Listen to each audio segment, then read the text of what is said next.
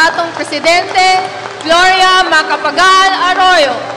Si Governor Aurora Auring Cerilla. Her Excellency Gloria Macapagal Arroyo. Kaini Section sa bagong nahuman nga Zamboanga del Sur Medical Center Marcelo Bahian.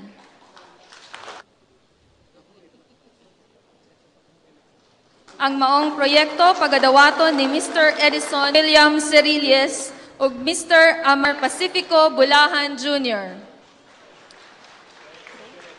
Payog Mayor Marian Cartalia. Anak sa Mindanao, Her Excellency President Gloria Macapagal Arroyo. Sa Manila. Speaker Nograles, nakapangandam kita pinaagi sa atong tough choices to reform our tax system.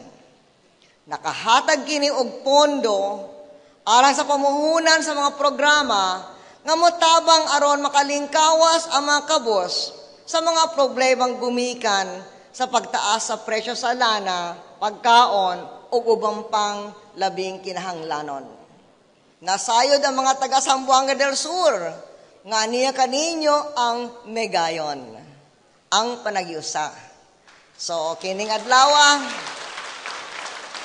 gusto ko ipaabot ang akong congratulations, dili ra sa birthday ni Aw, dili ra sa birthday sa inyong probinsya, kundi sa ang example.